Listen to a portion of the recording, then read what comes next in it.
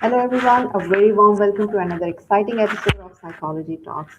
And this is the show where we explore science of human behavior, leadership, and the mindset that shape extraordinary impact. And today's episode is very special because we're going to discuss a very different, a very unique concept of resilience. It's the combination of resilience and persistence. And in this episode, we'll explore that how leader can prepare for challenges before they arrive, uncover the practical strategies for building resilient individual and organizations. And that's why we are joined with a very special guest today, Dr. Fayadh Alenezi. He is an independent strategy consultant and academic leader specializing in governance, risk management, and business continuity. Dr. Fayadh is also certified Presilience Practitioner and the regional lead for Institute of Presilience, working at the intersection of strategy, leadership, and adaptive performance. He is recognized as among the top 2% of scientists worldwide between like 2023 and 2025. He has dedicated his career to helping organizations anticipation disruption, strengthen governance, and design systems that sustain performance under complex and uncertain conditions. So let's welcome Dr. Fayad. Thank you so much for joining us, Dr. Fayad. Thank you very much. It's a pleasure to be here with you today. Yes, it's really an honor to have you with us today and Yeah. discuss this very unique and interesting topic. So Yeah, I and it's gave a very much very, needed. yes, yes. I gave a very brief introduction, but tell us about yourself. How did you started your journey? What struggles you faced, and Absolutely. how did you end up here in this Abs- profession? Absolutely. I think my journey started in engineering and academia, where I was trained to think analytically, model systems, and solve complex technical problems. Very early on, I realized that even the best technical systems fail if decisions around them are weak. So as I moved into leadership, consulting, advisory roles, I started seeing the same pattern repeatedly. Organizations who have strong strategy, strong frameworks, strong controls, still the outcomes fell short. And I think the gap was not technical. I think the gap was human, the gap was culture, and the gap was Yeah. decision related, especially now as I live and work in Saudi Arabia, where it's rapidly transforming and changing multiple industries. I consistently ask myself, how can I contribute to this nation ambition, Yeah. especially for risk management? How can risk management in its current form support that growth rather than slowing it down? So I think that question pushed me into governance and risk management, but not from a compliance lens. So I was interested to see risk as a decision lens to help leaders navigate the uncertainty rather than fear it. And that's where resilience resonated with me the most, because I realized over time that the traditional risk practice focuses on documentation, reporting, and control. And we rarely focus on how people actually think and how decisions are actually made. So that's where the Presilience approach resonated with me, because it combines risk, resilience, leadership, and high performance in one package. So that's like a summary of my work, especially now through advisory and consulting. It's actually centered on how can I change people to see risk differently. And at the heart of it at all, my interest is not risk itself. It's actually how people make decisions under uncertainty and Yeah. how better thinking leads to better outcomes.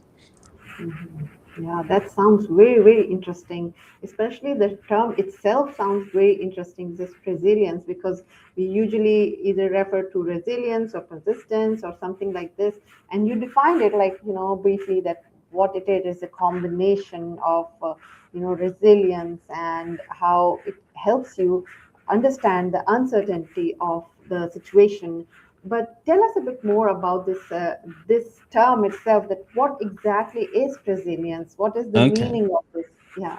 Okay. So I think one of the foundation is that we need to get our heads on that the world we're in today is Mhm, not even the world we were in yesterday. mhm, Things are moving very quickly and so dynamically that we need to adapt so quickly. So we need to understand how do we fit, what do we do, and how do we not just survive, but actually thrive. So the big challenge really is to understand the world we're in now versus the world we think we're in. And one of the ways that we can explain this is the world we're in can be described by vocab, right? mhm. Yeah. And now we added the D to the vocab because without the digitization overlaid, we can't do anything now. So volatility, things shift very quickly. And especially now, the hyperconnectivity between things, the impact of things becomes 10 times more. So we need to act very quickly. Uncertainty, it's not new. If we can predict the future with high degree of certainty, the world of risk management wouldn't exist. We're here because we're needed. We don't have high degree of certainty and predictability about the future, so we need different set of skills. Ambiguity is a big challenge, especially the misinformation, the disinformation, and the information overload. Now you can determine whether the information is good or bad. So if you're following a specific approach to reach your outcome, you can be affected by many sources of data. And if you're not resilient, if you're not aware of these things, you will be affected. Your outcome will not be the way you intended to be. And we need to get away from the mindset that if we implement a control, we expect and the control to be implemented and the efficiency within 6 months, then the outcome will come. It doesn't happen that way because we don't have high degree of control and high degree of certainty in some of the functions that we deal with now. So that's where resilience comes to play because it has two objectives. It helps us to have sustainable high performance during business as usual, and it helps us thrive through disruption. So these are the two objectives. And basically, resilience is a proactive prevention and opportunity centric approach. As we did many research on risk and resilience, and the big problem that we face is people see risk as something is bad, Right. and that's not true. And we can see the best organization who are taking the right risks, Yeah. right? So probably we hire our people based on AQ and Mm-hmm. IQ, right? They have to have a skill set, they have to be smart, and they have to get along with others. But still, you can have that person and still he or she makes terrible decisions. That's why in the Brazilians we introduce RIQ, which is risk intelligence quotient. We need to train our people to make better decision, good decisions all the time. And there are many tools and techniques, in that, but this is like a summary of it. Yeah, that sounds really amazing, especially like taking risk is much needed, like to grow in any field or in any, like even for someone who is not even in business, they need to take risk in the life in order to grow. But there is like when you were saying this that it's a RIQ is a risk intelligence quotient. Intelligence. Yes. So it was like coming to my mind that taking risk is also very much linked with the culture, right? Because some Absolutely. people might be like their personality could be risk taking, but if they were not given the right environment or the safe space where they can actually take risk. So what do you think that what is the role of culture or providing a safe space is what is the role playing, like having this safe culture in an environment to help Everything. any leader. The culture, has a big role into this. But when I say risk and resilience, I'm talking about something very deep, which is even individual resilience. What makes me and you keep working? What makes our work sustainable? Right? What makes us resilient? Because Yeah, at the end of the day, organizations are a collection of people. yeah, What makes our people resilient? So we need to help them, to give them the skills, not because, Amber, you are in the marketing, we give you skills that are fit into just the marketing. We need to give our people the skills to thrive in everything. And because we want high performers at the end of the day. So to your point, culture is everything. And we realized how important culture is. And that's why we created the first open standard risk culture.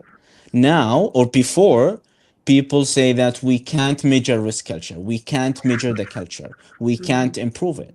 Now, as we speak, there is an open standard that people can take. There are 10 dimensions that people can assess against, and there are five maturity models that you can assess where you are, where do you fit now, and you see yourself where you are now, and you put an action plan to take you to the higher levels. So culture is everything. yes, yes, I agree with you because like I've seen in many corporation and organization that there are like wonderful people, but if there are no culture, so there is a waste of talent because then they can't help people to take any risk or take the right decision because it's always at the end of the day what kind of the culture you provide to your employees to develop the resilience or any kind of intelligence, whether it's emotional intelligence or any kind of but but yeah, the most important thing that it starts from you. It yes, starts from myself. yeah, So I need to get myself ready. I need to get my skills ready, my mindset yeah, ready before I expect others to follow. yeah, So that's why alignment is a big thing. Alignment starts with yourself, that you need yeah, to align with the goals and the values of your team and the organization. And you can't align with your team if you're not aligned within yourself. yes, absolutely. That's the self-awareness and self-alignment is the most important and most crucial thing. And I want to ask you one thing. As you mentioned that especially this Saudi Arabia it's transforming like at a very rapid pace. Like it's not like people you have they have seen Saudi Arabia like maybe 5 years ago or 10 years ago. It was not like that at all. It's changing so rapidly, and I think that also makes all the organizations to adapt to the change very quickly. They need to take risk. So I want to ask that since you have been like consulting lots of organization, what kind of change have you experienced or seen? Are the people are more open to it? And the other thing also I would like to want to link with you what you have said that because it starts within, and especially the leader needs to be more self-aware, and it is also linked with the mental health. So, how these things are now incorporating, especially in Saudi Arabian culture. Yeah, I think especially for Vision 2030 and the population now in the kingdom around, I don't know, I think 60 to 70% of the population are around under 40 years old. So Yeah. most of us are young, and especially now I've met many organization and groups. We are very hungry to grow. We Mm, want to grow. We want to be innovative, but sometimes the rigid approaches of policies, procedures, and all of that, it put constraints on people. So, mm, but generally, the population, the young generation now, we call them the Gen Z. They're very smart in technology. They're very smart in artificial intelligence. They're very smart and social more, which is a big opportunity for us. So they are more optimistic than like my generation and the previous generation. So yeah. it's a good opportunity for us, and resilience is not optional anymore. So Mm, we need it as we speak, because the norm now is not just day-to-day work. We are being disrupted every day. So yeah. disruption becomes the norm, and as I said, the hyperconnectivity of things, we made our world very complex. Yeah. So that's why we need to help our people to develop what we call ambidextrous capability, which they need to be good at management, they need to be good at leadership. They need to be good at intuitive based decision making, and they need to be good at process based decision making. And Yeah. this is if what we call in system 1 and system 2 thinking, Yeah. right? So Yeah. system 2 gives us 5% of decisions, and system 1 gives us 95% of our decisions. Yeah. The current practice, for example, in my field, risk management, lives into the 5%, Yeah. but we're not doing anything with the 95%. Yeah. Simply, why? Simply because it's hard. Yeah. So Right. Brazilians tackles that. So one of the goals really to build the best intuitive decision making and Mm-hmm. have the wisdom to know when to switch to system 2, because we're not going to need system 2 all the time. You Yeah. need people to adapt, you need people to make good decisions all the time, and that's where our IQ and the assessments that we do can train people to make better decisions at work, online, and at home. We can't expect people to be or to make good decisions just at work, Yeah. right? I want you to make good decisions at work and with your family Yeah. and online, right? So because you are the same person, you can't you can't disconnect now between Mm. work and life. And you mentioned the mental health. You can't. So Yes. it is, it's the same person. It's all about situational awareness and how you regulate your emotions. And it's all about adaptive. Are you adaptive? Are you adapting to changes? Are you open to changes or not? If you're stuck and you think everything is linear and you need to take certain steps to reach to the outcome, the current world we're in now requires you to move from A to C to Z in order to reach your outcome. So you need that adaptability, your adaptive leadership to move around things, especially around things that you don't have control and you don't have certainty. The world we're in is complex, and chaos are the Mm. operating systems that we're in now. It's Yeah. not simple and complicated like in 20 years ago. And Absolutely. those operating systems require different sets of skills, and we can't assume our people that they have it. Most likely they don't. Yeah, that's like you explained it so beautifully. So thank you so much for sharing this, like all the details. There are like very good comments coming. A lot of people joining in. Like, hi Andrew, he's joining from Paris, and uh, Andrew, I that- love him. yeah, yes, he's amazing. Ariel is like, Yeah. hi, thank you so much for joining. And there's like Trina. She also is like sharing very nice comments. She's saying proactive resilience from human-centric lens, and she also said that resilience supports creating psychological safe workplace cultures and identify and mitigate Mm, psychological risk to support mental health in our workplaces. Resilience needs to become a universal precaution. Yeah, caution, absolutely. yeah. I totally agree with her. Trina was in one of the training with me, so Oh, she knows everything about resilience.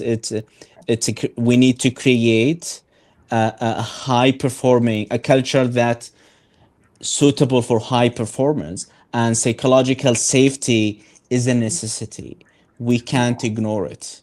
So yeah, high performers, probably me and you are high performers, we need to be psychologically safe and to make mistakes to feel valued and seen, because yeah. high performers do make mistakes, and Absolutely. we need to find a way to make those mistakes or failures and turn them into like learning points and Yeah. grab the opportunity out of them. Yeah, absolutely. Like we need to learn, you need to fail fast and fail more to learn and grow. So, yeah, that's definitely. Absolutely. And we need to stop, really, we need to stop managing people. Yes, we're exactly. here we're here to coach people, to be Yeah, honest, yeah, right? We need to coach our people. We need to give them the skills that they need to thrive in my organization and in anywhere in the world. absolutely. There's also a very nice comment by Ismail Muhammad, and he said, I like the concept of resilience in terms of skills. Today, changes occur very quickly, and we have to keep updating our skill set. Definitely. Absolutely. And the mindset around compliance and resilience, or risk and resilient, basically it's mostly it's reactive. Yeah, So I do my controls, I implement my controls, and we forget that there is still a residual risk that may yeah, happen, right? And I don't want my fire system to be tested during the fire, right?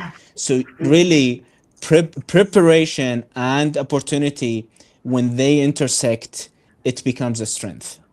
Absolutely, absolutely. So I actually wanted to ask that, like, you've been recognized among the top 2% of scientists worldwide. So tell us a bit about it. That what was the contribution that led you to have this title of or being like among 2% of the scientists, and how is this recognition influenced your work or perspective? So I think I see that recognition as like an honor. It's very nice, but it's also as a responsibility. Yeah. It's not as not a destination. So it's really a reminder that capability should always be used in service of in servicing of something bigger, bigger than the personal achievement. So the top 2% is something that comes from the Stanford University. One of the professor there, they always do. They have many equations to calculate the researchers based on many criteria, and it's a cumulative. Mm-hmm. I'm very active in research. So one of the criteria is the quality of the journals that I pick, the quality of the output, and many other criteria. So it's something good that shows, the quality of the work. Yeah. So it's something good, and pushed me really to think more about relevance and application. I can't just produce research that is not applicable, right? Yeah. So we do research to test it in the market. So that's something good, and that is a good sign that this research is applicable. Yeah, that's a really amazing, and Trina is saying amazing, and congratulations on that. Definitely, it's a pride for us also to have someone from Saudi Arabia to achieve that kind of recognition and honor. So that's really great. Congratulations Thank you very again. much. Yeah. Thank you very So much. I want to also ask that, especially this concept is very much relevant to all the organization. But what do you think that what are the misconceptions that are creating obstacles to adapting this concept by any organization? Okay, so there are three mindsets that we need to get used to. First, compliance. We need to be very good at compliance, right? We need to be good at we need to be compliant with the law, with the regulators.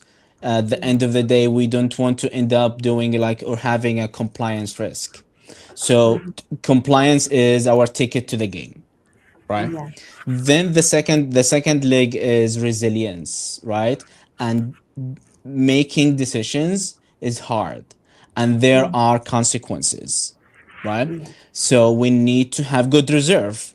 You need to have good incident management, emergency management, business continuity, all of these. When something happens, you need to get back to where you were before. So resilience is very important, right? But we can't stop here, because these, compliance is a backward looking, and especially in vocad today, compliance is not enough, because where does innovation come from? It comes from the front line, and comes from those who are psychologically safe. They have space to work, and they can make mistakes, and they can challenge assumptions, and they can take risk. That's where Yeah. innovation comes. And that's where the third leg comes to play, which is resilience, which is a proactive approach, opportunity centric. We need people to think about opportunity all the time. And just imagine, we have many disruptions now. We can't prepare during the disruption, right? Because during the disruption, you want to get back to where you were. But think about this, there are many opportunities that happen during the disruption. If your people are panicking, if your people are not well prepared, they're gonna want to come back to the point A, right? Where we were before. But now, because they want to survive, we don't want to survive. We want to thrive. We want Yeah. people to think about opportunity. And during the stretch, the elasticity, the resilience, the disruption, opportunity could happen. And we want to grab that. And we Yeah. can't grab that by just saying that. We need to prepare our people by giving them the right skills and the right techniques, the right environment, the right culture, the right leadership, the right mindset to grab the opportunity while managing the downside. Yeah, that's really amazing. I mean, it's a lot of people are actually stuck there that, especially when the chaos happens, their mind shut down just because that, it's neuroscience because, and it all like, it actually triggers amygdala and then it only prepares you to either fight or flight.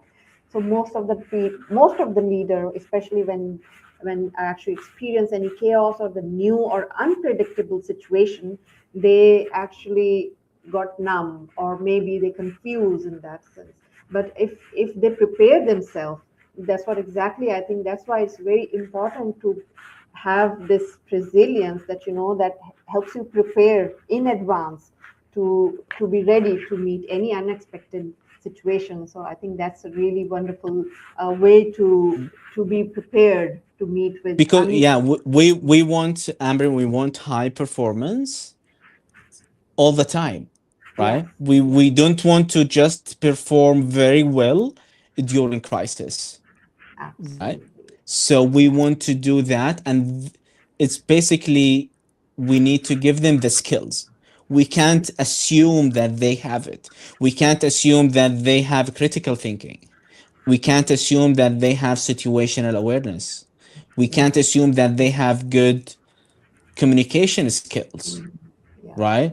And just having an open communication policy doesn't mean that people can communicate, Yeah. right? You need to model that.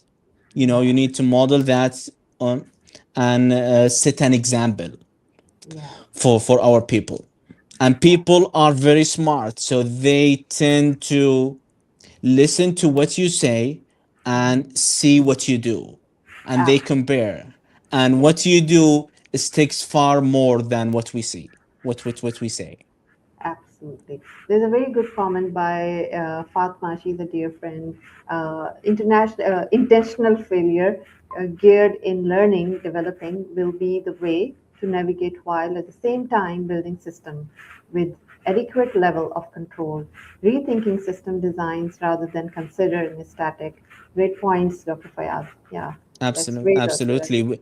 We need also to make our systems support that, because sometimes the system, it's a KPI driven. It's Yeah. all after efficiency, which we want to produce more and more and more with less resources. But that is not applicable in the world we're in now, right? You need to include your people with you, and that can make your work end up being just a compliance thing, because Yeah. it's too much. It's too much. And us people, we don't have choice. I have to hit that KPI at the end of the day. Yeah. Yeah, there's also a very good comment by Trina, and she's saying that bouncing back to where organization was is not always great place and may miss opportunities to bounce forward, as shared adrenal management is a part of resilience. Yes. Absolutely, because during that elasticity, just imagine that like a rubber band. You don't want to come back to your original shape. You Yeah. want to be different. You want to be different, because Yeah. you want to grab opportunity and learn and improve all the time. Yeah. Going back to where you were, it means you're surviving, Yeah. and we don't Absolutely. want to survive now. Yeah. This is the time to thrive. But very, To very true. thrive, yes. Yeah. And it And needs more than ever human-centric approaches. yeah.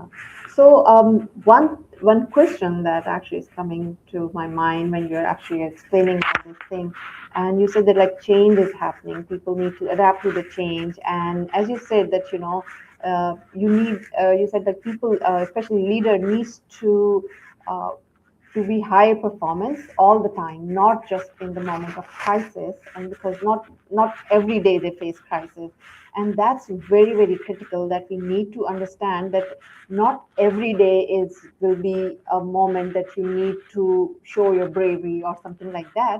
But what is happening is change happens very slowly, and if the leaders today are unable to actually see the change coming, they lose the opportunity. So the thing is like these moments, like every day is kind of a mundane day, but that's also an opportunity to recognize Absolutely. that what's changing, because change is not happening like nowadays it's also happening very rapidly, like this AI is coming, every new other tool is coming.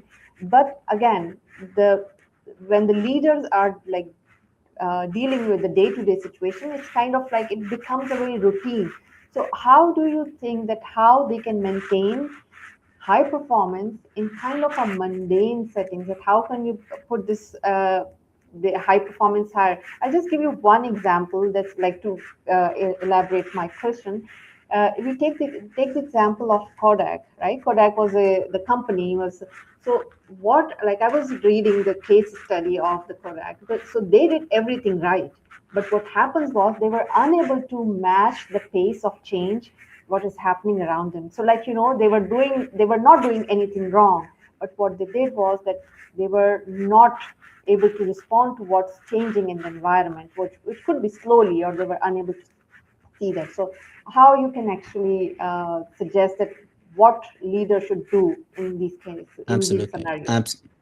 Absolutely. So, in order to create a high performing culture, remember the three-legged stool: compliance, resilience, and presilience. So, you can't get into presilience without getting compliance, and resilience that are working perfectly. And I remember the research in the 1970 about high reliability organization, HROs, right? And today, in today's world, if you're not reliable, you shouldn't be in business, right? So the first point really to be reliable, to apply the principles and live the principle of HROs, of high reliability organization. Then after you reach that point, really you can move into HPO, which is high performance high performance organization. And surprisingly, most of our problems, they come from people or because of people. And surprisingly, most of the solutions, if not all of them, are the people. So Absolutely. we can't get away from that. Our people need to get involved in how we do things, how we improve, how we set strategy, how we do things. They need a space to be heard, to be seen. They need a space to do certain things, um, because they are the solutions. You can bring the best system in the world, and if your people are not aligned with you, it's not gonna work. Yeah. So there are many moving pieces, because remember the state, the operating system we're in, it's complexity and chaos. You move one lever here, there are many other consequences that happen. So we need a new way of thinking. We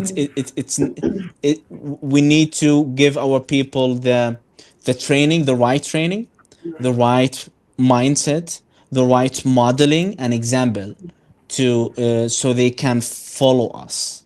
Yes, yes. I think that's very true. I think the essence is to keep your eyes and ear open and see, Absolutely. observe, and hear people what they are saying.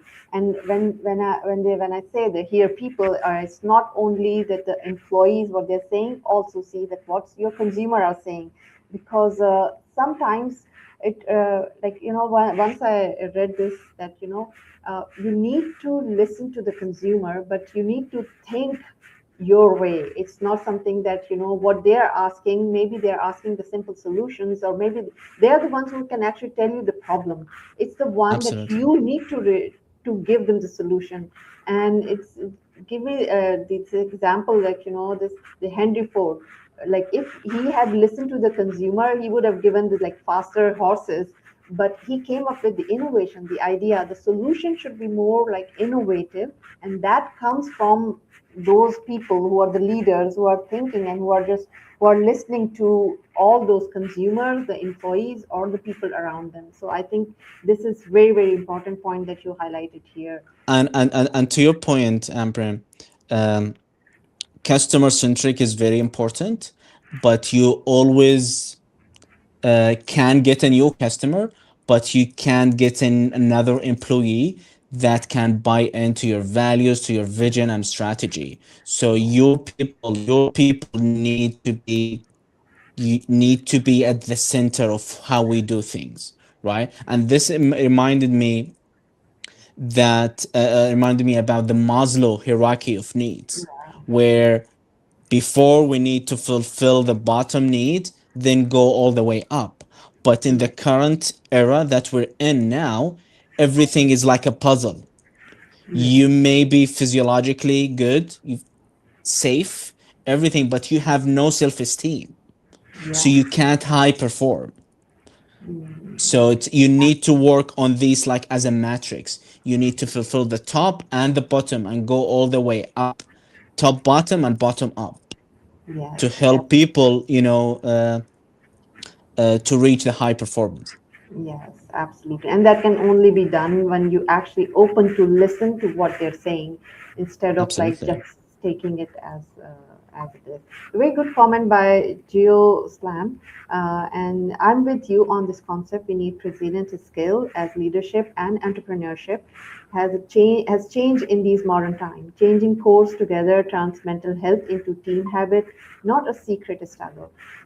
Real safety at work grows when we trust our feelings and allow support, trusting our inner truth and seeing life as reflecting our inner states just as a mirror.